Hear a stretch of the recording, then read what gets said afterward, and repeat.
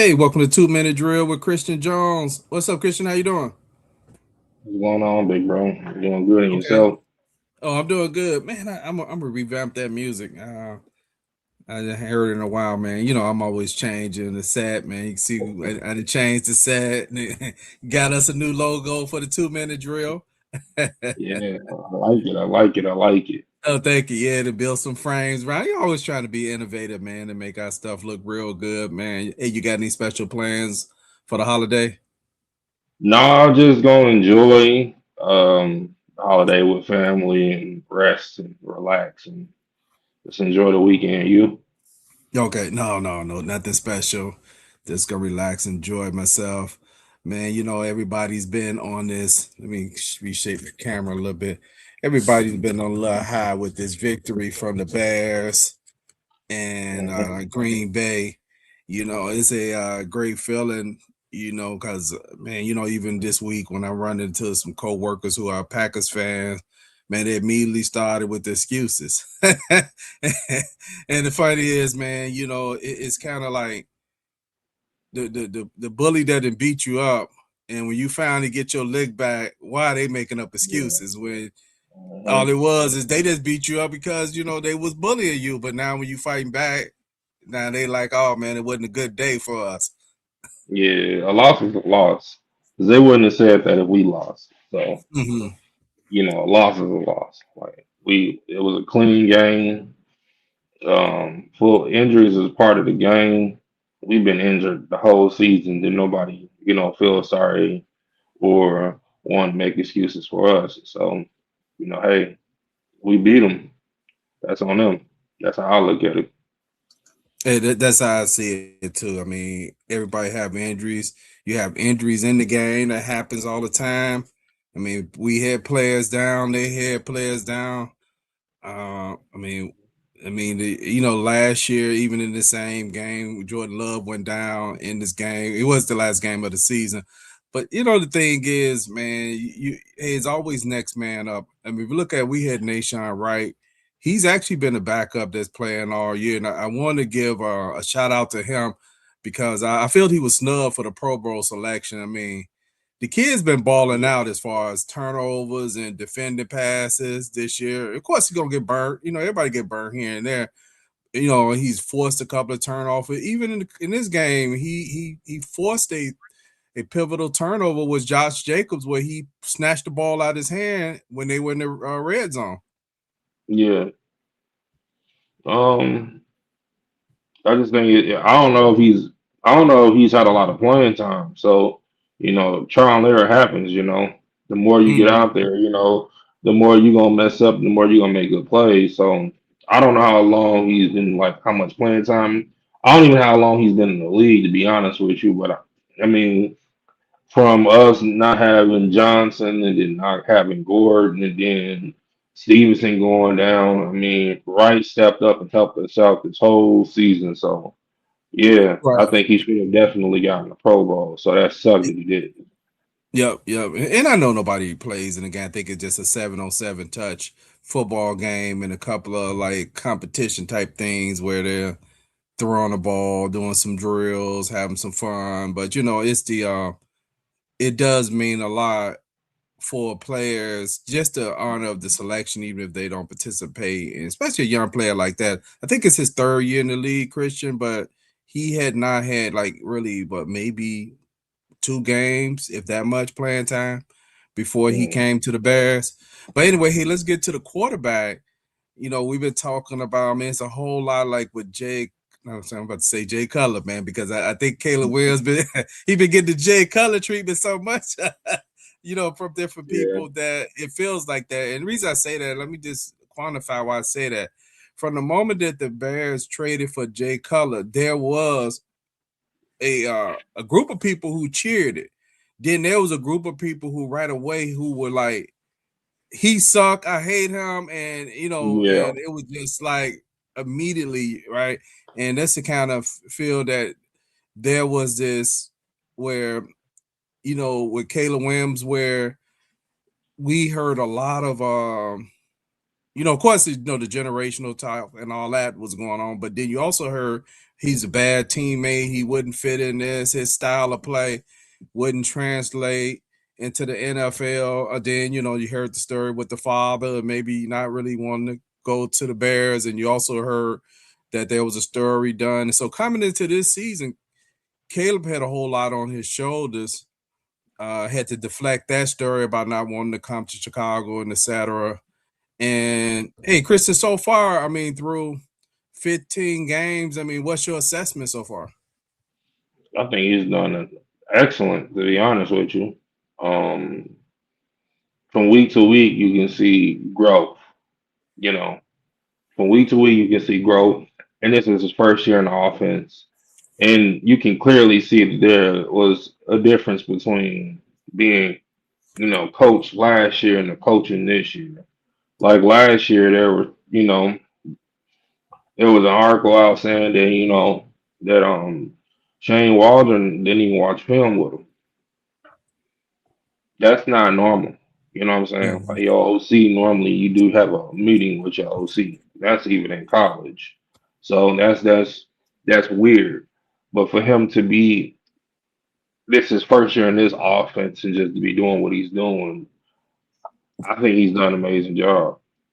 Because that's hard. I don't think people realize how hard it is to learn a whole new playbook. And then when you learn a whole new playbook, each play there's like a whole different set of rules that you have. So he has a lot of information to retain. And he's made some mistakes, but you've seen him when he's made the mistakes not make it again. Like the one thing I haven't heard anybody on radio show, even just people from Bears Banner and other Bears platforms talk about he he threw an interception against Green Bay, but then he came back and had the opportunity to get it through a game winner.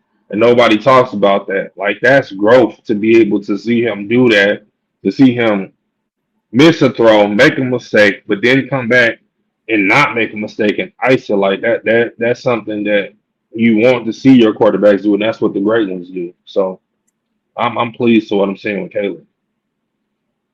That's a great point, right? Because that's it was the game 2 weeks ago against Green Bay. Dixon picked off the ball on the Bears' last possession, and Dixon kind of came in his game. He hit DJ Moore in the back with a cheap shot earlier in the game. Yeah, That almost what DJ looked like he might was not going to be able to come back in the game. But DJ is a warrior. I mean, yeah, if you watch DJ since he been with the Chicago Bears, he's found a way to play almost every game. Where it's just points where you see it on the injury report, you'll see him limping, you can see him take a hard fall and he'd get up and come back in the game. He fights through it. But when you look at it, that throw was on Nixon, and also that busted play to send it into overtime. That was actually Nixon was supposed to cover was it Jada White, not Jada White, Jada yeah, Walker. Jada yeah. Walker. Walker, yeah. Yep. He was supposed to cover Jade Walker on that play as Mhm. well. So he actually went in for the I think they was in 13 personnel or something, and then the tight end ran maybe like a shadow cross or something, and then both defenders bit on it, and Jada Walker was wide open, but that was Yeah, Dixon man as well. yeah. But I mean, uh, we finally have a quarterback. We finally have a quarterback who is just little things that you can't coach that he just know how to do. We've been waiting a long, long time to have a quarterback. We have a quarterback, but we also have a good coach too, and a good quarterback coach too. So we got a lot of good things on offensive side of the ball, where there's good players, but there's really, really good coaches too. So he has help throughout that whole building. If Mhm. he's lacking of anything or needs some information, not only can he go to Ben Johnson, but he can go to his quarterback coach, He can go to Antoine Randall, and if he needed to, he can go to Eric Bieniemy, who has won a Super Bowl as an offensive coordinator. So he got a lot of people in that room and just in that building who he can just get information from. And that's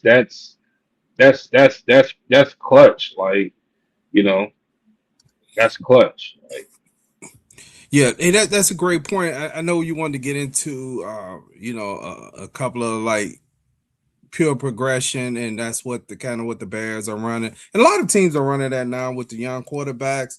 And I know we had got into, I know myself, and I know you've been trying to explain to people, and it was funny at times, a Christian, where we kind of like having a conversation with people on social media, and sometimes, like with people who have played any football at all, maybe like any organized football, their perception of football, and no disrespect at all, I'm just making a comment about it. Their perception is when we was like maybe out on the street, for those who played on the street ball where you didn't was in the organized league, and the quarterback just told people to run certain routes, and he's kind of like shuffling in the pocket, just yeah, looking, he just gone from two, we'd say jumping from 1 to 5 to 3 to 2, right? Until he finds somebody or he made up his mind on the snap that I'm just gonna throw to the guy on the left side, right? But that's not how they play quarterback in the NFL. They just don't just jump through all they reads in one quick swoop and then just it doesn't work like that.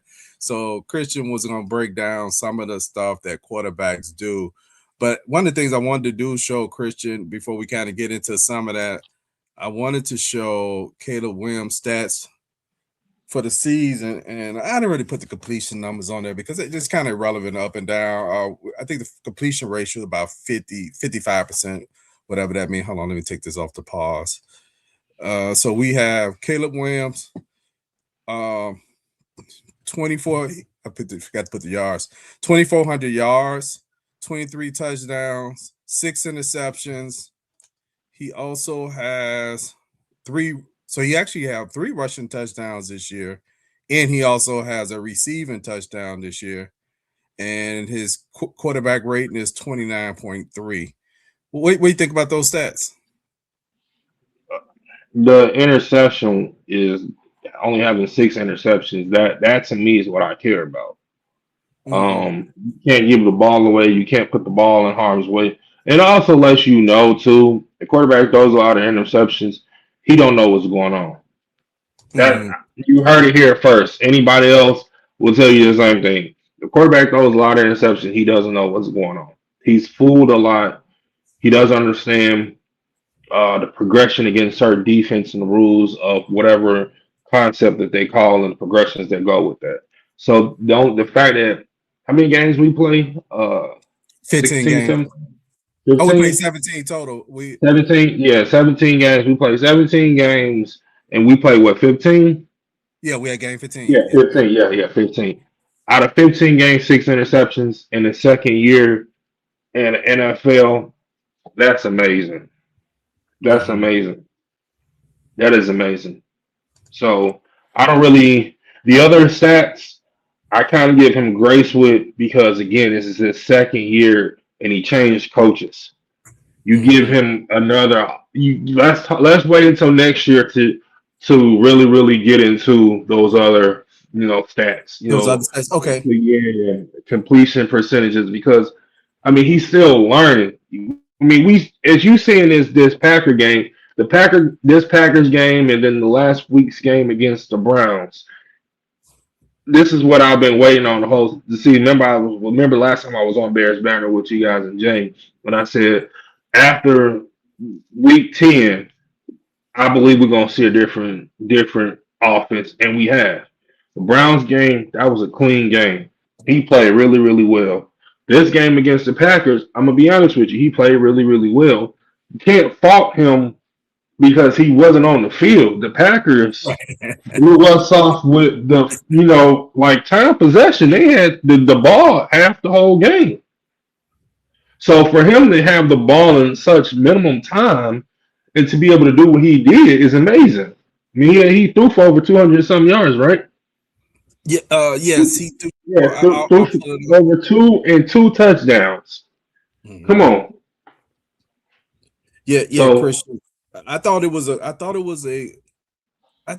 good game, and I think what a lot of fans do sometimes is, even though they're watching the game, they go to the end of the game statistics and not what's actually sometimes happened in the game. For example, in that game, that first drive was a great drive. Unfortunately, it kind of ended with a 4-for-1 play that yeah, whatever, right? But after that, they didn't have the ball much, and they had quite a few drop passes in between that time. And the amount of plays they ran before halftime really wasn't that many, because Green Bay was on the field. So, for example, the Bears' first drive, Green Bay first drive, because they drove down the field and it took a while, but they went for it on fourth and didn't get it. They probably had the ball a good almost 7 minutes. The Bears yeah, ball and the quarter was they had it, and after they didn't go for it, I think the quarter ended. So both teams barely had one possession each in the first quarter, right? That's how little they had the ball, because both teams possessed the ball a long time. And when their first quarter ended, I'm pretty much sure that the game was 0-0. Matter of fact, it was 0-0, because even when you look at this game, the game was 6-0. uh Around, matter of fact, I was just looking at the other day because I rewatched it. At least about 5 minutes into the third quarter, the game was still 6-0. yeah. Yeah, your picture just faded out. My bad, Um, Charlotte. yeah. So, Christian, what are some of the things that you've seen this year with Caleb that you could say that he's progressing? Because the question I got on the table is that we trying to answer tonight. Can Caleb take the Bears to the next level? I mean, are you seeing the progression and how he's handling what he's seeing, I footwork, believe that arm mechanics, etc.? I, I 100% believe that he can. Um, I think that we have to be patient, though. There are a lot of things that we're not going to see um, this year, as far as this deep ball. You'll see that next year. You've seen it in the game winner. In past, he's overthrown that ball, but that one he Mm-hmm. hit. So you seeing it. It's coming. It's coming. Just take time. But to answer your question, absolutely, I do feel like he can take us to the next level, especially in this offense with Ben and the pieces that we have on this team and the coaches that he have in that building. Absolutely, he can. Okay. Yeah, he threw for 250 yards against Green Bay in that game. And I love Caleb's poise. I know last year there were several games where we rallied. Matter of fact, in the green, we could have, I know coulda, wouldas, and shouldas, but we could have beat Green Bay twice last year.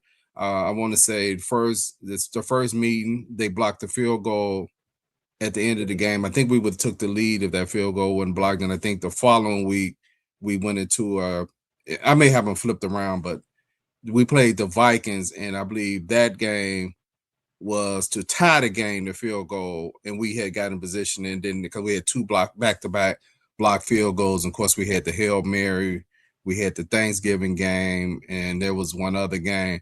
But I bring all that to say was there was at least 5 games where you could see that there was ability to come back from a game. And I was looking at some film of Caleb Williams and realized this is in his DNA. Caleb Williams in high school, when he was in the they was in the state championship game.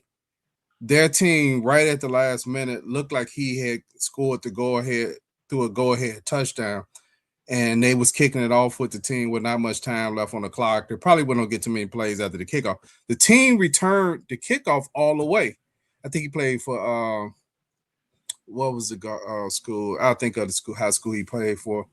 And then anyway, there was not much time left on the clock at all at this point, right? So Caleb Williams throws a Hail Mary, and at the end of his high school game in the state championship, and the ball is caught, and it's pandemonium like the Bears game was. But how many opportunities that people experience that type of thing in their life? Probably most people never playing in Yeah, sports, and if they do, maybe one time. I'm talking about that Yeah, type of play. Was the Zach last play? Not too many people have that walk off Jordan, three with it. They got their hands in the air, or Kobe or LeBron and any Steph Curry. I mean, that's rare. You know how many times we'd just be in our house and we're trying to shoot that basket, shoot the ball up the paper, and we're trying to shoot it in 110, 9, 8, 7, 6, and we shoot it in the garbage can and miss. yeah, Shoot at the garbage can.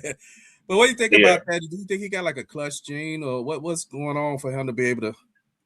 yeah. I last year proved to me that he had a clutch gene when we beat the Green Bay Packers.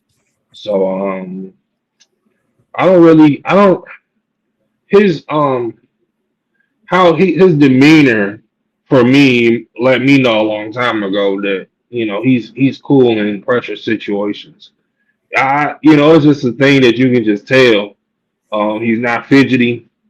Um, he's calm. He's very he under pressure. He doesn't lose discipline. That's the main thing. Like when we were in the before getting down before we got the onside kick. Getting to the field goal. Remember, because you and I was texting Mm-hmm. him, even doing that, even though he got a grounding play on that, and then Mm-hmm. came around, got us in field goal position. Then they get the onside kick. Then he's cool, calm, not losing his poise, not too excited, not too low, level headed. Gets us down to the red zone. He gets the touchdown. Mm. Yes, I, sir. Hey, I let's don't I don't doubt in the playoffs he gonna take off. I just don't. okay. Hey, let's run that cat since you just mentioned it. DJ Moore on the full field post. Off play action. Nixon, an absolutely 10 out of 10 A-plus throw for Caleb Williams. He knew it when he let it go. That ball's in the air a long time. He's thinking, go get it, DJ. Go track it down, big guy. The throw of Caleb Williams' life. The catch of DJ Moore's life. What a scene. One of the most improbable wins in regular season history. A walk-off for the Bears, and Tom Rinaldi. I didn't realize until yesterday, Christian, looking at this video where he actually was standing when he threw the ball. He was on the 58, about the 57 or Yeah, 58-yard line when he threw that. 55 yard throw. Okay, okay. So 55 Yeah, yard actual throw. I yeah, know it was registered 46 because of the line of scrimmage. And yeah. he threw that with ease. It's a lot of guys in the NFL that's really a Hail Mary for them at that point, right? Where they just putting Yeah. a lot of, more like a moon ball, right? They're throwing like a moon Mhm. ball where they just kind of throwing it up high in the air because it's a struggle to get it down there like that where Well, it can drop in the bucket. that too, when it was windy Yeah. Saturday too. So he did that. The coolest part where I was like, man, this dude different. He threw the ball and he put his hands in his hand warmer. I'm like, that's different. I ain't never seen nobody. If I did that, I would have been looking like, let me make sure I'm seeing this thing through all the way. He threw that and he just put his hands in his hand warmer and just looked. And then when DJ called it, he was like, he was just relieved that the game was over. He wasn't excited. Dude wasn't jumping around. Caleb was just like, man, I'm just glad it's over. Yeah. That Hey, I see. that lets you know we got a different kind of guy. Hey, thanks everybody for tuning in on Christmas Eve to watch the 2 minute drill, which is a segment of Bears Banner with Cristen Jones, the QB coach. Hey, we got Bears Truth 9 says C Dub has real confidence, have built up his mindset. That is a continual growth and it's very rare. The dude Yeah. is that I agree. The dude is athletic ability is rare. Then I'm gonna read one more comment, then we gonna move to the show. It's from Bears Truth 9 as well. Caleb Williams has made major strides in every aspect, top to bottom, as he gets experience and build those answers to defenses. Man, this young man got a mindset for the real mental growth. Excellent comment and totally agree with it. And Mhm. I heard some people talking about sign language. And I don't even think that's what he's doing. But I did look it up just to make sure that what they saying was true. And You talking about the bear actually, call? Yeah, that yeah, mean like bear call. Yeah, if you pull it down, it does mean bear in sign language. yeah. I don't know if I got it crossed right or not, but as far as the when I looked it up, sign language for was the symbol for bear is definitely this. Now I know he's doing like this, so it just may be ironic that it's similar to the actual term bear. Yeah. Hey, I don't care what he do. Keep I giving don't. us these victories. I don't care what he do. Hey, we bringing this concept on here, and hey, what you got, Christian? You can explain what you got here. All right, so we got a it's so I'm gonna explain. I hope everybody just bear with me. I'm gonna try to explain it the best way that I can, and if anybody has any more questions, you can just hit me up, DM me, and I can really go into depth with it. So this concept is a man beater. It's a cover two beater. It's a cover four beater, and it's a cover three beater. Okay, so if you get cover three, you're gonna work to the left side, the single receiver side, the X, that glance route. You got man. Did I say man first or did I say cover three? Which one did I say? As you said, I Okay. think you said cover three first. Okay, so we have cover three. Yeah, we're gonna work the single receiver side first. Reason why is because you're gonna have that corner is gonna be a deep third. That that safety that will be in the middle of the field, he's also got responsibility. So you're gonna have your H that's gonna run a rail route. His responsibility first in the rail route is to check swing just in case they bring pressure, and then he's gonna go out into the flat area and run a rail route. So the reason why you would hit that is because the hardest thing to defend in cover three is four verts. That Z kind of sort of pushes will make that safety feel like that. Hey, I got it. Well, I mean, sorry, not the Z. That Y will make that safety feel like I gotta press to him because he's a clear out and I got to get there. That glance is not necessarily a post.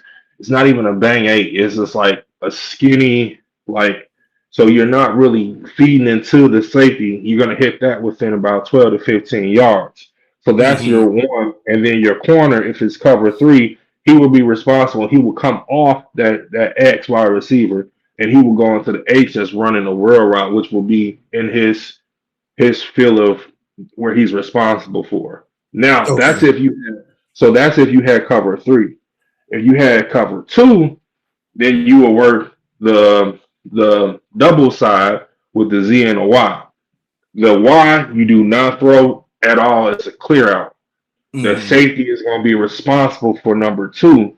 So he's going to take the wide. That corner, he does not want to go into that zone because then once he goes into that basic, that dig basic, square in, all name the same route, you will have a nickel back or nickel Sam, whatever they call it in people's defenses. They call him so many different things. He'd be the hook curl defender. What stops him, that nickel Sam, is because now he has that F coming underneath him. So he can't, if he commits to stop the Z, that F was coming right underneath it. And I've seen it get hit for so many yards afterwards. It's a 2 yard route, but it can go the distance. Cover four is basically what kind of sort of what the Green Bay Packers were in when we scored that touchdown because you saw how Mm-hmm. up they got run responsibility for. So in cover four, yes, they have run responsibility for, and then they have a fourth of the field is a half of the field as well. So if it's cover four, he would be responsible for number two. His eyes would be on number two. Once he sees number two is pushing up on him, again, now we're going to work to our basic, which is the Z. And that nickel corner, I'm sorry, that nickel Sam, Mm-hmm. he has hook, curl, flat. So he's probably going to try to collision the Y. He's going to work hook, he's going to work curl, then he's going to work flat. He's probably going to push to the flat because if that F comes underneath it and he goes straight to the hook curl, That F gonna get it and he's gonna go. He's gonna be gone. He's probably gonna score. So that's why I said this type of route is good, like with so many coverages.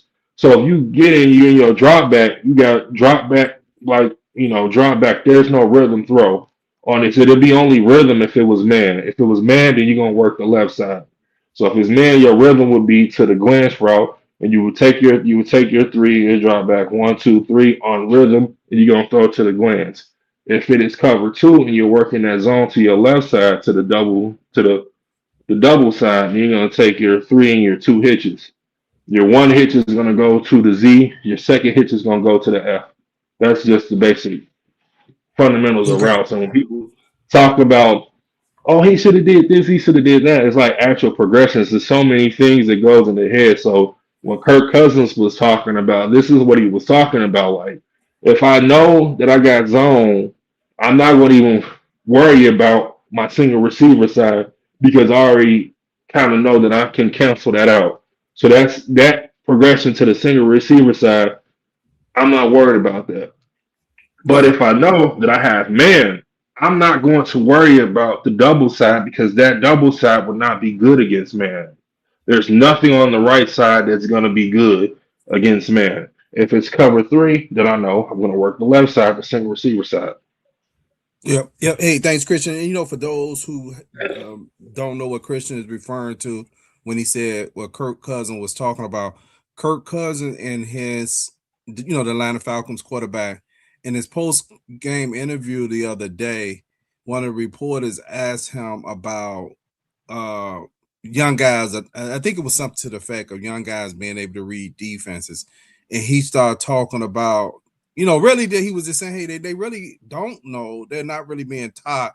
They're kind of being taught this pure progression offense. And he was just saying when he came in, he kind of was in that area where he learned both, right? Where he learned full field reads, and he started transitioning over to pure progression. So he was able to understand both that happened. And Christian, I'm glad you pointed out about why being a clear out because Mm-hmm. I say this a lot, and I think sometimes people don't realize this. Sometimes is when you say why is a clear out, that's really not an option, really. I mean, No, it's that's not. it's not an option. The only way that end up being an option is that person just don't cover them, and you look up and they're just there by themselves or something. Yeah, the So guy when you fell down. Something correct, catastrophic happened. But if you correct, and start that saying why, you're gonna get cussed out. yeah. And if So you see him open, I guarantee you he was not open when at the beginning of the play. He was not open. play.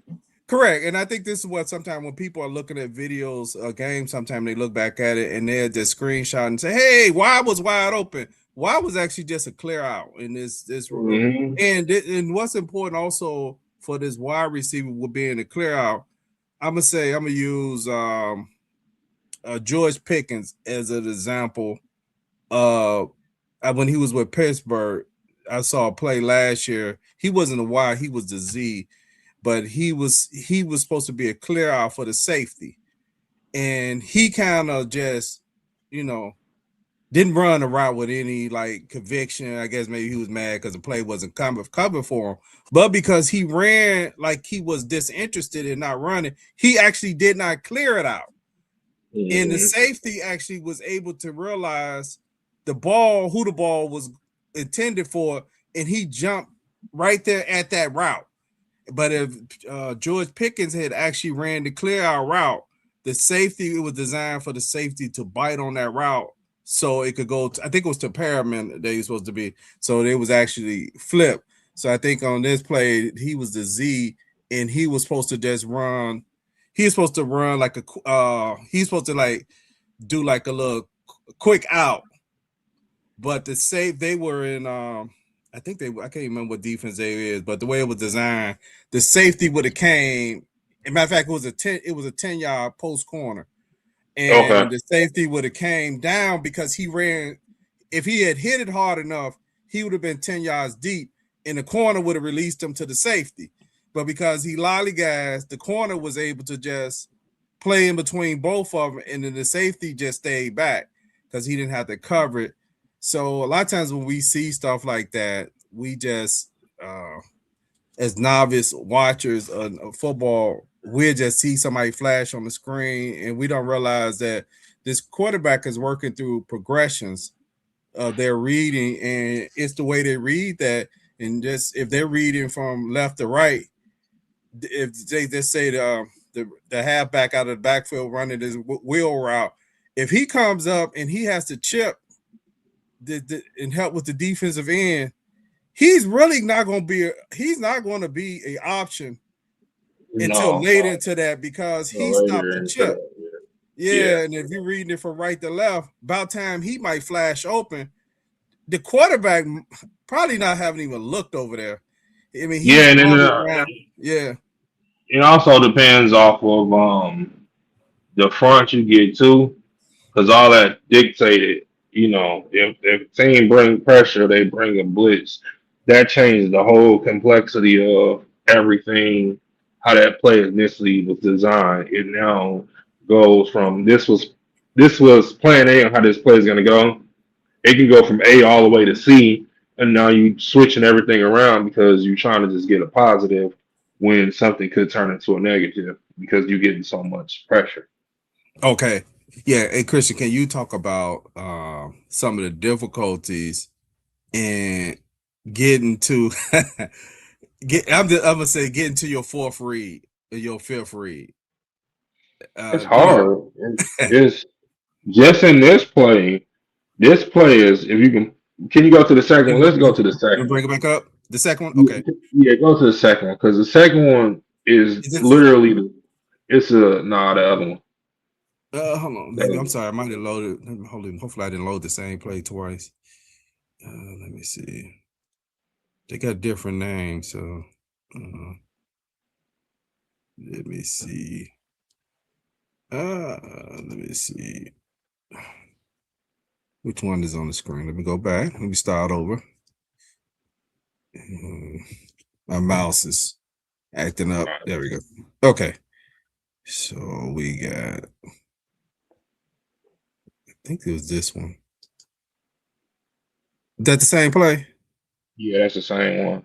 Okay. So I'll remove that one. Let me move that one. And it's a little bit harder to see. Oh, I think this is it. Because it looked like it's one had had a shallow to the right. So it must be this one. Yeah, yep, this one. Yeah. Yep. Okay. Now this one to me is a lot difficult, and the reason why is because so high school this would be extremely difficult. So let me talk about high school, then I'll give you college, and then I will give you with the pros what they would do. So high school, they will put their free safety right over the middle of that center. So Mhm. that free safety was split from one to the left side, which is one meaning X, and he would be now responsible. He would technically he's supposed to be responsible for number one to his right, which would be the X.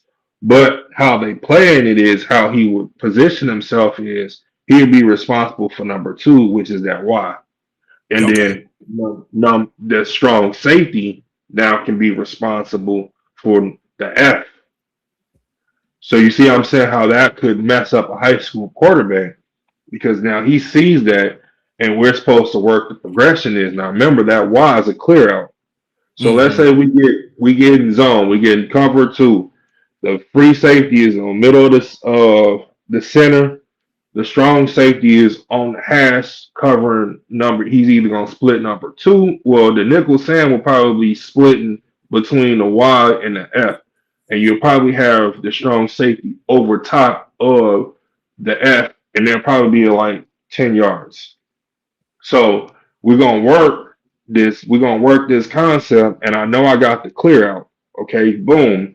He would probably be too hesitant to want to throw that basic because he's scared that that strong safety is gonna come down and intercept it. Well, honestly, really, that's not the truth. He can make this strong safety fear the glance route, and then he can work his shoulders and get back to the basic. And if the basic is not there, he can definitely hit the F with the stop route or the hitch. Mm-hmm. So that's your one. That's your 1, 2 to 3. So 1 glance, 2 basic, 3 to the hitch. You see that would make anybody uncomfortable. Now you go to college, they'll just sit too high at the hat, will almost split hashes, and now I have to really manipulate that strong safety that I'm going to hit this clear out, so I can get him off and get him moving, so then I can now throw to a spot before the wide receivers get into his route to hit that basic. Yeah. None of these throws you can throw when the guy open. You got to literally anticipate these throws, getting your shoulders right, getting your feet right to deliver the ball while also reading it. So it'll still be 1, 2 basic to 3. So it's still kind of hard. And then if I got man, then I gotta okay now I'm not working nothing to the right. It's I got either I'm gonna work the rail route, which is my F, which is my H, I'm sorry, to my X. So I'm gonna hold who's ever in man because they can come off and help to make sure that I can get to you really want your running back against any linebacker in man situations. So but I gotta make sure that I hold who's ever that corner because he can drop off. They could switch it if they're in down, especially if they get like down. They could switch that. There's so many different variations that I can still mess up and throw an interception or throw a bad ball. But I still that side I'm only gonna have 2 options. I'm gonna work the X to the H. So it'll be 1 to 2, but I gotta make sure that now my drop back is not no more rhythm. It's gonna be hitches now. You see what I'm saying? So Yeah. it'll be 1, 2, 3, and then I'm gonna work to a hitch to make sure when I get to my second hitch that the ball is gone. Yeah, man, great explanation, Christian. I was while you was talking, I was thinking about how I would say some of the improvements I've seen from Caleb Williams, let's say in a formation like this here, is his ability to manipulate guys more with his eyes. Mm-hmm. And also they run a lot of stuff, play action. I know last year I kept saying I wanted them under center so bad. I kept saying, as a matter of fact, we had talks about it. I was like, man, I wish they had him under center more. But I'm looking at this play where you got X, I'm reading it from the inside out, just for Yeah, simplicity. You got YF, what you got? You got what you got? Z. YF. Yeah, Okay. that's it. So on this here, what's interesting on this is what I think Caleb has been able to do real good with them running a lot of play action. On a play like this, on this wheel route, what Ben does a lot is he will probably have Caleb open up to the left still, and he will probably fake a handoff to Mm-hmm. the halfback. And Caleb does his fake so well. He comes out of it. Sometimes I'm not even sure if he has it right because he's coming out of it all the time with the same speed. He's not like, he's not giving away when he doesn't give it to him. When he give it to him, he's moving at a certain pace. When he keeps it, he's moving at the same pace. But that makes these guys freeze. And one of the things that I was thinking about what you're saying is whatever coverage they come in, but let's say that guy on Z, he's giving that Z a lot of yards. Maybe he's 8 yards back. And whoever's on the F is he's kind of playing in between F and Z. And this is what the quarterback and them, I think they've got bad at this year is Caleb looking at that and realizing F needs a choice route. He's going to change that route because that guy is actually trying to take away that out from F, right? Because of the way he's positioning himself. And if you freeze him enough on that play, he may be able to turn it inside a little bit and run a hitch right there. And he throws that ball right there. I think he's throwing a lot of the stuff like that or moving the defenders a little bit more, or maybe on a play like that, he fakes it so well, it caused that guy from F to kind of stand there or come down more because he thinks it's a run play. And that's basically like their last play we was talking about when those two safeties came down. They was in cover. I think it was in cover 3. They came down because the Bears had ran that play that formation, that look so many times, but every time they ran that look, they had ran the ball. So they was pretty sure that the Bears was going to come out and pass in that formation. I mean, run in that formation, but they actually ran in that formation, which that's why DJ, when he saw it, he said, "Hey, man, we had practiced this, and I just tried to get to the spot, right?" And he knew it was going to be a one-on-one because the safeties had already they were down, they was down about 7 yards, off the line of scrimmage. Yeah. Yep. So what else you seeing, Christian, as the season going on that you're seeing and you're like, man, this is, I know some negative things. Like I said, I know the completion percentage. I'll just get that out of the way. So I know some people may want to know about that. You and I had talked about the completion percentage thing, and I know you had mentioned a few weeks ago when we was on do a show, we had some technical difficulties. You was talking about the stand change and all that, but some of that won't be fixed until next year and all that, or just reps from getting used to it. But as far as the positive things, what else that you see? Because the first part of in any sport is mental, right? The next thing is the ability to execute in whatever sport that is, but the first part is the mental commitment and the mental strength to play in whatever that sport is. Throughout this whole season has so many positives. Um, Nobody in high school, no, I'm gonna even go a little further than that. From I'm gonna say from junior high school to college, nobody takes um, the ball from under center. Their Yeah. cadence is a clap. It's literally a clap. Nobody has a cadence. Nobody even knows how to give a play out in a huddle. Those days are done. Even at the high school I'm at ETHS high school, we're no huddle offense. We give signals. Everybody knows the signal. We muddle huddle. We a lot of our plays will be off of an animal. Most of our run plays is off of an animal, and most of our pass plays is like off of a college or a city. So, for example, we got a play called Detroit. So we'll go Detroit, and then Okay. we'll go blue or orange. So if we go blue, orange, and we say Detroit, and we'll say Detroit, we'll go doubles right. That means we got doubles to the right. So our doubles right is our Y and our Z is always going to be together. That's standard football anyway, but our Y and Z is always together. And then our 5, which is in most people's offense, would be an H, but our 5 is our running back. He's to the left, and he's gonna go pass for. No, I'm sorry, he's to the right. He's gonna go pass protection to the right. So what we do is we just say Detroit orange. That means doubles right. Detroit orange. We're gonna pass protect to the right. All the quarterback is telling the line is, yo, we're going orange. So they know orange side is the man side. The blue side to the left is the half slide. We're gonna slide half slide to um, gap over. So it's gap over, half slide. And the quarterback know whoever comes to his right side, the running back gonna pick up, and whoever that last man is, he's responsible for. That's Mhm. it.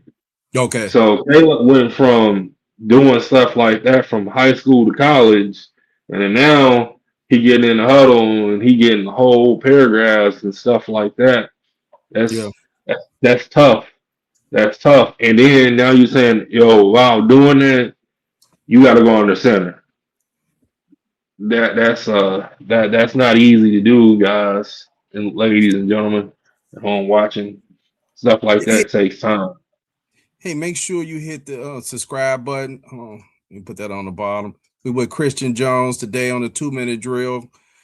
And make sure you hit the subscribe button, subscribe to the 2-minute drill, subscribe to Bad's Banner, all on the same platform. So you get 2 for 1 and leave the notification button on bell on, so whenever we drop new content, you can. Christian, I want to go back to a throw from the game 2 weeks ago, and because we didn't get a chance to talk about it, but man, I thought this was an amazing throw as well. Let me bring this up. This is the throw to Cole Kmet.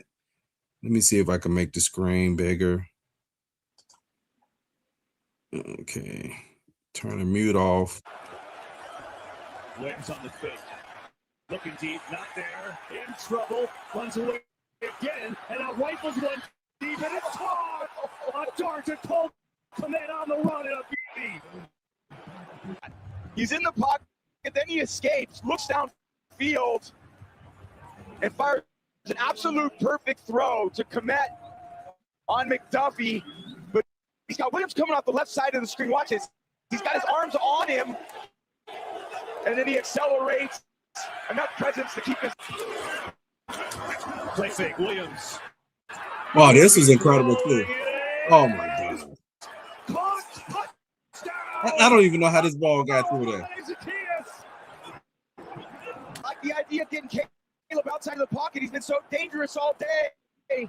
Drops it down barely through the arms of Nixon in coverage and finds the key. What a catch. What a great camera angle.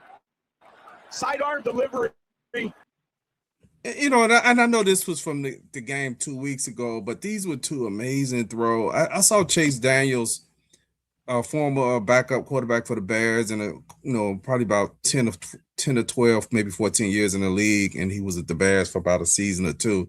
Break down that first throw to Kmet, and he explained that because Caleb was running to his right, and plus it was windy out there that day too, he could not throw straight ahead at Kmet because the ball would have went out of bounds. So when you see an overhead view of it, I wish this was overhead view. The ball actually, he throws it back this way. He throws it back towards the hash marks, and the ball curves and drops down in Kmet's hand. And it's a difficult throw, period. But I think what makes it even more difficult, it's a receiver who's running, in this case, a tight end, who's running under the ball. It's not a guy facing you and it's a stationary target and you're trying to throw where he's standing. It's a guy who's running and his back is to you and you're throwing a ball against the wind that has to curve against your body and drop down in a second throw to the kids. I mean, that was just pure velocity on that ball, on how it just went through that defender's arm. What's your thoughts on those two catches? Those throws are, I couldn't even do that when I was playing. And I feel like I had pretty good above average arm strength. Mm-hmm. He was running full speed too. So that's what makes it difficult. That's the part I really focus on is like these guys when they're avoiding, pressure and avoiding sacks and things like that, they're running full speed. He running full speed to his right and dropping it. That's difficult. I couldn't do that on my best day. And the second one, that one's even crazier because he changed his arm angle and he's running full speed and he still gets it there. Typically, when you drop your arm angle, you might lose a little bit of velocity. Mm-hmm. You just changing it. A lot of people think when you drop your arm angle, you add velocity. That's not true. You lose a little bit of velocity. It's just how the ball spins. It spins a little differently when you drop your arm angle. So he drops his arm. He's running. He drops his arm angle, and the defender still can't even catch it. That's the crazy part because you would have thought like the defender might have been at the most been able to deflect it or get tap some type of impeding of the ball. That thing went right through him. He didn't even see it. That's the crazy part. In some of these throws, when they're off-platform throws, he's literally sometimes on one leg or both feet in the air. That's what's the amazing part to me is, I know, old cat in my 60s. I probably could barely throw the ball 5 yards at this point, but even in my youth, there's no way I would have been able to have one leg in the air and just standing still. No, there's no way because I needed my legs to get the ball maybe a good 15 yards for me since I was a running back, man. But I see that like, wow, how is he doing that? And also what I'm thinking as I watch him play from week to week, when we saying can Caleb get them to the next level, what I do like this year is not taking negative plays.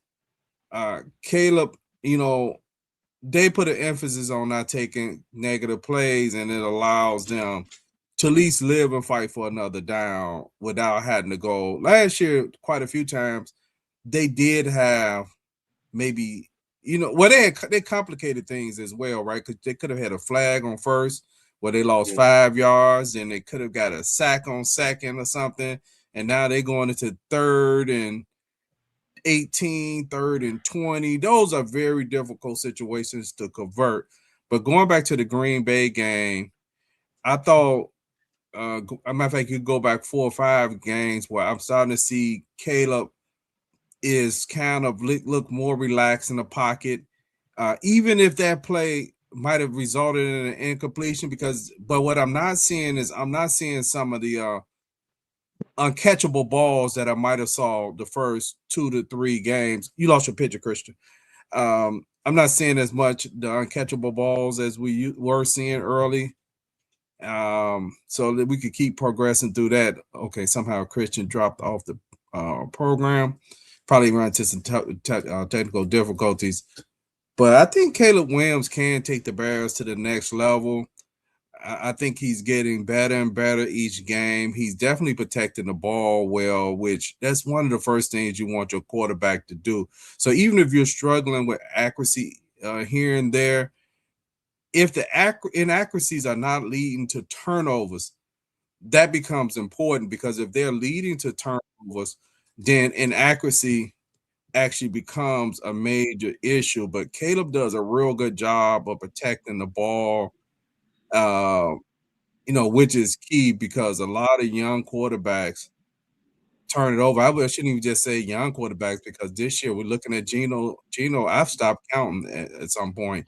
I think at one point I remember he almost had just as many interceptions as he had touchdowns. So when you have a young quarterback like this, and he one of the rare quarterbacks, they showed some stat a few weeks ago of quarterbacks that have made at least 1,000 attempts and that had only had these few interceptions. I think it was only like 4 quarterbacks since they started counting that number. What you have, Christian, before we close out? Nothing. I just want everybody to just be patient with them. Be patient with them. Appreciate. Hey, we're winning, and we're winning because he's had a lot of winning drives. Just be patient with him. He gonna be even better next year, and I think you're gonna see a good version of him these next couple of games that we have into the playoffs. I think you're gonna see a lot of growth. Um, Next week, though, this game is gonna be a difficult one, because anytime you playing again, when you playing a division foe, it's a little bit harder. You know what I'm saying? Like, because you got some. I mean, it's a little bit easier. I'm sorry, I said that wrong. It's a little bit easier when you playing a division foe. It might be a close game. Like, it's always a close game, but it's still like, I know your tendencies, you know my tendencies. But against, when we gonna go out west, we don't play them like that. So that one I expect to see. I expect to see a game that may look a little different when we used to seeing. But I think I just want everybody to be patient with them. That's all. Yeah, I do too. This team is ahead of schedule. Let's not forget that. I don't know what the coaches, of course, they plan to win, but I would say most of us, unless we were just a homer who was just going off the deep end, We we might have had 9 or 10. But and like I said, maybe you start getting into that homer territory where you start saying, "Oh, right, they will win 11 and 12, right?" But it's very few people had that. I don't know What if you we got, Christian? really. I don't know if we really had a schedule now. When I think about it, because we only reason why I say that is, and I want everybody to just hear me on it. Mhm. So many blown games that we had last year that should have been wins, but we had such just terrible coaching. Like what was going on in that building was toxic. You know, two coach didn't our defensive coordinator or something like that get fired last year, or something like that too. Yeah, since the head coach actually really you could say was the defensive coordinator. One sense, so we fired our offensive OC and we fired our head coach. So in one sense, we had to promote our linebacker coach because Yeah, he had fired the def. This is the weird thing with Flus as a recap.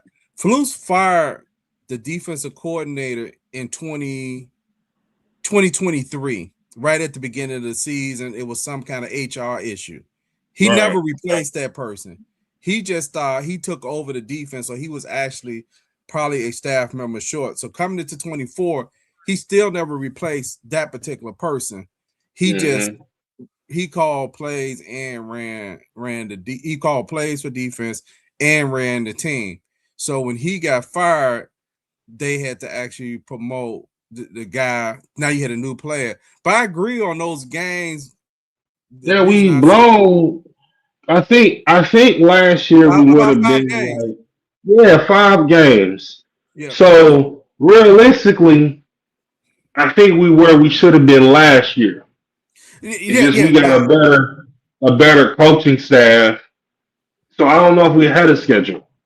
see, I only reason I think said we just yeah. I know a lot of people saying that, but I had to think about it. Like, are we really had a schedule, or yeah, do we just have a better coaching staff in here that actually know what they're doing? we definitely got a better coaching staff that know what they're doing. The reason I said ahead of schedule is you actually change your whole offensive line. Mm. Uh and it's the interior. You never hardly ever do that where you changing center, two Back in guard the in the back in the same. day, early 2000s, before all this cap stuff, because you remember when Lovey Smith took them, remember they went almost did They the went and same got thing some when they guys, got correct? Ruben Brown, Roberto Garza, John Right, Tate. It's kind of the sort of the same same, thing right, in a sense. They went out and right, they made 2 trades for 2 vet, one who's definitely going into the Hall of Fame, Tooney, and then Dahlman, and then you got Jonah Jackson. So like, yeah, I see what you're saying. I mean, yeah. Just that where it you does, right, it right, and does- it then do you end take up having time. yeah, then you had a left tackle that you end up having to replace at that. So you really ended up with 4 new guys and a new coach and a new install and a new defense, coordinator. So yeah, all your coordinators. So in that case, with loving them, they might have had changed to the new OC, but the defense and all that was the same. So they was able Mm. to, do that. And then I guess also the thing with the Bears, which you can't anticipate, at one point, at least a 4-game stretch, all the linebackers was hurt. Uh, Yeah. so that's and your starting nickel was hurt, and your starting corner was hurt, and you actually started another guy at left eventually. I mean, right, who hadn't played much, and you got a second year quarterback. So that's a whole lot, but you're correct. But I will say, as much as I hate sitting through those games last year that they blew, when I look back at it, if we had won those games and Flus had Yeah, still he been able to would. survive, I'd have been pissed off. So in one Yeah, sense, I yeah, chalk because that there up wouldn't as it wouldn't have been no coaching change. So you it would have been definitely no right. coaching change. Correct. Yeah, If you they'd have had definitely won right. 9 games. Yeah. 9 games, Yeah, he would still been here. But the other thing I say I'm excited about Christian is the reason I said we could get there. And what I'm not doing anymore is I'm not ruling out a Super Bowl run. This team you is a shouldn't. dangerous team. Yep, this is a dangerous You team. shouldn't. I Yep. don't think people realize that. Like, um, you don't know what's gonna happen out in the West. Anything can happen, and them teams out there honestly can get beat. Um, San Francisco lost to Carolina. The Rams lost to somebody who they shouldn't have lost to. Seattle, they defense, I ain't gonna hold you. They defense do scare me. And Sam Darnold can get hot. That's the team that people really not talking about. They're the only team that I will worry about. But as far as Mhm. getting to the Super Bowl, yeah, why not us? No, nobody scares us. And the one thing that we do well that a lot of these other teams don't do is we run the ball really, really well. And as Yeah, long yeah, as you can control and keep getting win the time of possession game, you're gonna win. yeah, And yeah, that's the only reason why Green Bay lost. They turned the ball over, but they was gonna win because they was killing us with time possession. That's why I was like, I don't know if we're gonna get the ball back. yeah, And yeah, that's what we've been doing to teams the whole year though. We've been killing you run game. You can't stop us. You averaging 5 yards a carry. You look up, it's 2nd and 5. Your whole Ben's whole playbook is open. There's nothing you can stop him with as a defensive coordinator. There's nothing you can do. I can't blitz you, or I can't run blitz you, and it's 2nd and 5, and then I miss a gap, and then this guy is down the field for a 40-yard, 60-yard touchdown run, or I blitz you and Caleb gets over the top. You got to play vanilla. That's why. That's why I didn't understand 12 personnel until he got here. Now I understand why he loves it. It's an advantage towards him, and it's a disadvantage to the defense. So, with that being said, I agree with you. Yeah, we could definitely get to the Super Bowl this year. yeah, yeah. Especially just to use a team. I don't want to go too far with Seattle because I know we're playing the 49ers this week and weekend, and that's going to be a handful of playing the 49ers. But I will say, as much as Sam Donald could get hot, he could get cold too. Yeah, that's Just true. I mean, he had a game where, well, in fact, it was the Rams just beat Seattle, and that's Seattle just beat the Rams, Okay. and that was a game where the interesting thing is, I want to say, and I hope I ain't got my numbers right, I'm trying to go from my memory, that Sam Donald actually was struggling in that game, but he never stopped battling. I think he threw 3 interceptions in that game, but he never stopped battling. And even though late in the game, the Rams were up by like 14 points late in the fourth quarter, they kept fighting and then they ended up winning the game. But that's what the Bears have. Bears is a team that keep fighting, and it may not always look pretty. And a lot of us joke about, the cardiac bears and running our blood pressure up. But I think a lot of times what we mistakenly think is if they scored all this in the first half, they'd just blow a team out. It's hardly ever blowouts in the NFL unless that team is just that bad or the players just quit. What happens is coaches coach the scoreboard.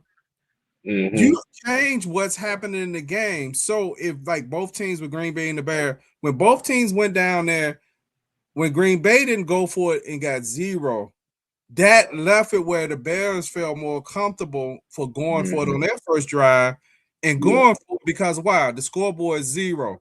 So Hmm. what happened is if you're going into late in the game and at some point they got 6, they got 13, you got 13-3 or whatever it is, 13-6. You're really looking at it like, man, we score again, we tied it up. That what we was kind of worried about, you and I, was time. Were they going to have enough time? But coaches are going to on both Yeah, teams they don't because to the because time. because The score. you can't play defense like you could back in your day in the early 2000s. They don't allow you to do that.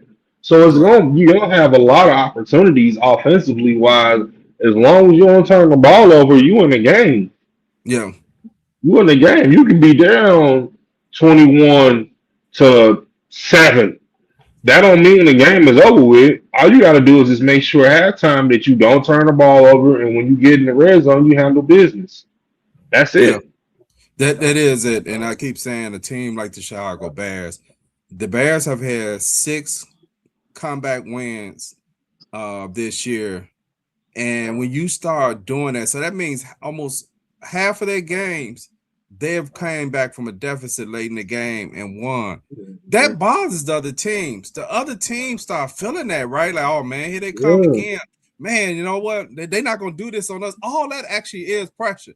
Even when you start thinking they're not going to do that to us, you're already entertaining it. They're not going to do it to us. Or do you start seeing stuff wrong? And I looked at the Green Bay players, some of them in the locker room that were talking about it. And some of them absolutely looked deflated. So it was like, man, someone was just like, I don't know what to say. Nixon could even talk. He was the GOAT 2 weeks ago to this week. He couldn't even say nothing. I think his coaches intervened and talked for him and said, leave him alone. I don't feel bad for him. I don't either.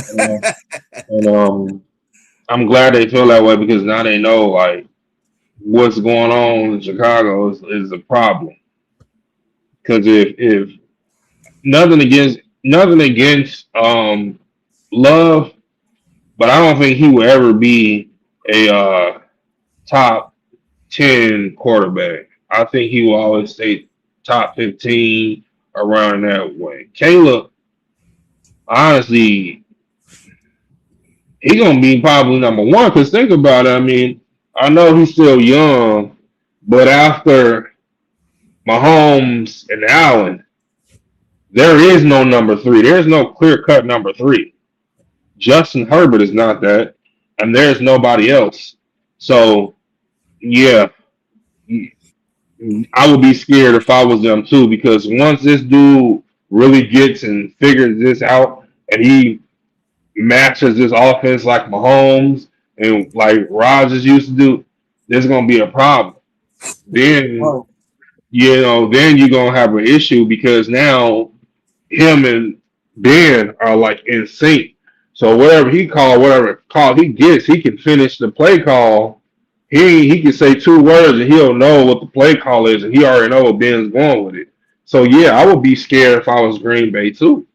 And then you got to look at the weapons we have too. We got some weapons that's going to be here for a long time, and that's a problem. That's going to be a problem. Christian, that's what I was about to say too. What happens when not only he get in sync and your receivers start getting in sync, where you got that not just one guy, you got two guys, maybe three guys who you just look at and they already know. It don't matter what play is called. They just looking at who covering them, what they're showing them, and they just gonna run. They just gonna run a man, whatever a man beat is in that situation. You know, like where you see Mahomes and Kelsey. Well, it's times with Kelsey, you like, I don't even think he's running a route. He just running to where Mahomes know he's gonna go, right? Because they're just that in sync. It's just like I was on Instagram this week, and it was a Packer fan said, "Man, y'all suck, man. Caleb Williams suck. He only completed 55% of his passing, and y'all just had two great passes at the end. That's how y'all won." I said, "All that tell you, bro, that's all we need to beat y'all." And think about it. That's all we have needed at times to beat teams. And some of us may say, some people may say, "Hey, man, you can't always live it," because what's going to happen is he's going to keep improving. And think how scary that looks. This team they know 26 points a game with people complaining. Well, they also know Caleb made a mistake up in Green Bay. Because if he did that play right, he had his depth right. He read that right. Yeah, he reads that right. He gets his depth right. He did some things that was totally wrong in that last play where he threw that interception. He gets that. Green Bay ain't stopping us on no 2-point version. Ain't nobody stopping us. You tell us. I feel like right now we like how Philly used to be with the tush push, for a couple of years. I feel like with our offensive line and Monunga or Swift, you say we need 2 yards. They can't get it. Stop playing. We would have beat them twice if we didn't make a mistake. So I would be scared if I was them too. Because you can't stop our offense. You can't stop our offense. Yeah. So you're looking at the changing of the guards. Like I say, it ain't all perfect this year, but it's scary because I was telling my brother the other day, and I know we got to wrap up, Christian, but man, I just get excited and talk about quarterback play, Chicagobears, especially this season. We've been doing this 6 years. Is looking at Caleb Williams. I asked my brother, I said, have Caleb played any games this year that you consider just awful? He said, No. no. And I said, but you probably could say some games that you would say, it wasn't all that great, but they, he said, yeah. I said, the amazing thing, did they win those particular games that you might have had? Some? He said, yeah. I said, do you think Caleb Williams has played his best game yet? He said, no. I said, that's why it's scary. Because right now we could actually say we've seen his worst game. But his worst game, it's hard to say it was bad. It's kind of be like, I wasn't really satisfied, or you could improve some things. But it wasn't one of those games where you like, my God, 3 picks and a fumble. And, we just watch the Giants quarterback. He just threw for 33 yards. Yeah. And the whole game with actually it ended up being a net of he lost 20 yards in sacks. He sacked 4 or 5 times. So he had a net 13 yards in passing. And I know that's another story on how he didn't get dragged and Justin Fields did in a similar situation. You know what? That's a whole different story, right? That's a whole different story. I want to say this though, because you and I had this conversation a couple of years ago. You asked me, did I feel my opinion about generational quarterbacks, and I said I have to wait because nowadays it's not the same. Every time somebody come out with good arm strength, they be like, he's a generational quarterback, but he can't play quarterback. Like, he needs to be developed. I would say Caleb is one of those ones. I mean, he learned a lot from who's his coach, Steve Sarkisian. Is that his head? That was his old head coach. Lincoln Riley. No, Lincoln Riley. I don't know. I don't know where I got Sarkisian from, but Lincoln Riley is really, really good at developing quarterbacks because he had also Baker Mayfield. Mm-hmm. And Baker Mayfield, the Browns gave up on him after one bad season, which to me was their fault because look at him now. Like, he just had that one bad season. I think Baker Mayfield has turned out to be a really good quarterback. Is he generational talent? No. The point I'm making is with Caleb, I am comfortable enough to say now he's generational talent. It's not just the throws to me, but it's mentally. And to 6 quarterbacks, right? I mean, 6 INTs throughout the whole season lets me know that's generational talent. Because that's the type of things that Aaron Rodgers, Pat Mahomes, Dan Marino, Peyton Manning, they never had high interception, stats. They've always been low. And those are generational type quarterbacks. And he's in that ilk because he's last year as a rookie, he didn't have that many. And normal rookies throw a lot of interceptions. So yes, I'm ready to say Caleb is definitely a generational talent. Yeah. When, I know I said last thing a few times, but these conversations get me geeked up. Also, the growth is his ability to avoid sacks. Yeah. I mean, even in this game, there has been this game and other games where there's clearly you looking at a guy and you're like, man, I hope he don't fumble. Because you can see the guy coming and he's unblocked, and somehow Caleb spins out of it. And Caleb is really strong where he's actually thrown guys off his back. He's getting, one thing I noticed he's done better the last three games or so. He's not sliding back and forth in the pocket once he escapes those. He's kind of now throwing it away, and he ran a lot better last game where, when he got out of the pocket. So even those are growth points too, right? Where he's not moving back and forth in the pocket and taking those throwaways, because it takes a lot of maturity to take throwaways, because a quarterback knows those throwaways affect their completion percentage. As a matter of fact, I remember years ago, back in the 90s, I remember Shane Matthews saying once he realized he was going to be a backup, he wasn't throwing no more Hail Marys at halftime whenever he got in the game. And he was like, because nobody puts on your statistic saying, here, this was a Hail Mary at halftime, these 3 or 4 interceptions. So at the end of the season, they'll say, hey, this guy threw 10. And he was like, whatever the number be, you could have had 4 or 5 of them that were just Hail Marys that they had you throw at halftime. And so quarterbacks are, then they should be protective of certain things. And I like the maturity of him handling that to not have negative plays because it's keeping his team on schedule. And he understands if they're punt, they get another opportunity to drive the offense. Yeah. It's that, and I know you into boxing. It's kind of like, when people say like Floyd, he made in-game adjustments. You can't get him twice, right? Yeah. Well, Caleb, he don't make the same mistake twice. I know it's something minute, but remember when we was in we were in they were in a 2-minute drill, and he slid, but he came up an inch short. Yeah. Next time he runs the ball, you see him dive. Mm-hmm. Stuff like that, fans don't think about it. But me, because I coach, you know what I'm saying, I look at the game a little different now since I've been into coaching. I'm like, dang, this dude, he on a whole different level. Because some people would have been so focused on next play, this, that. He like, okay, I can get the next play.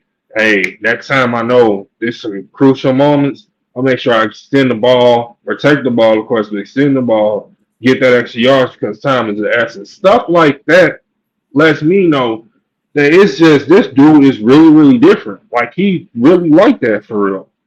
He really like that. Yeah, just like in this press conference on I believe that was Monday. It was sometime this week.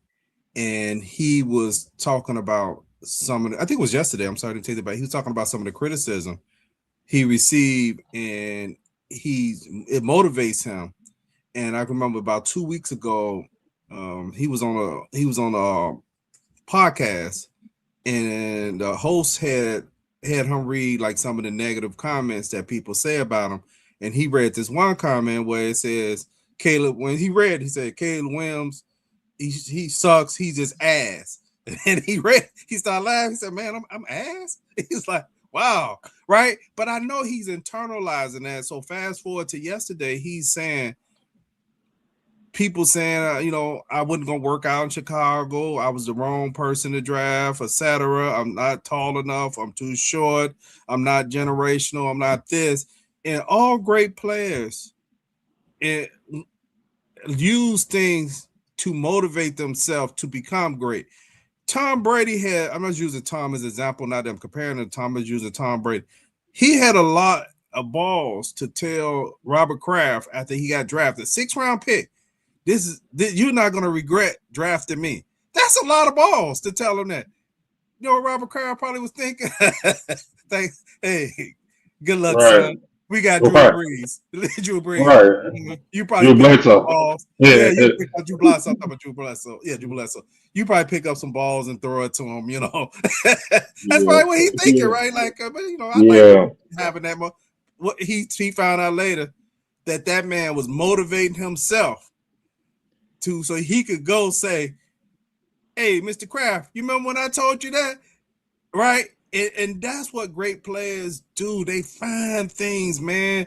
I had to use some basketball players because sometimes they're more verbal about those things. Where some players just be like, he said this, or I was like, Jordan, I was the third man. Why did I not go number 1? Or this guy here, man. Oh man, George, the coach for Seattle, didn't speak to me, man.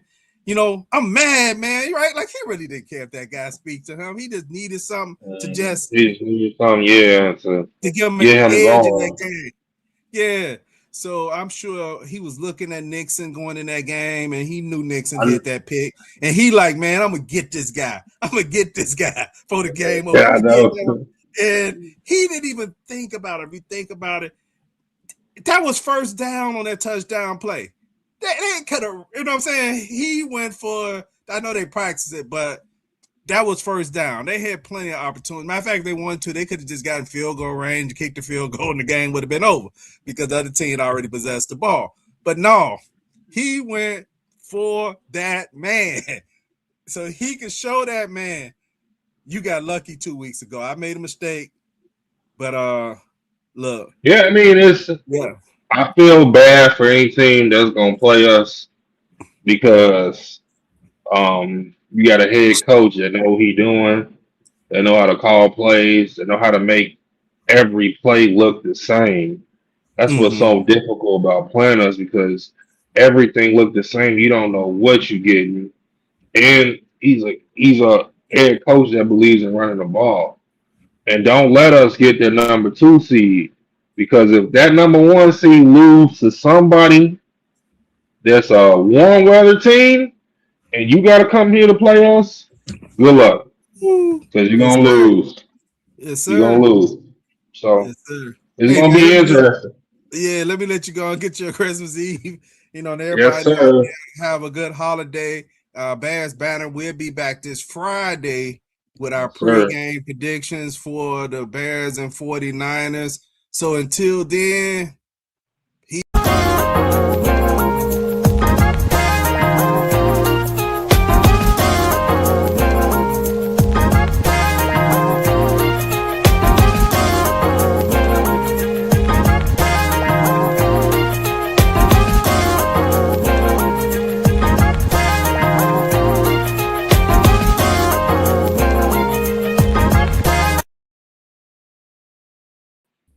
hey, great show.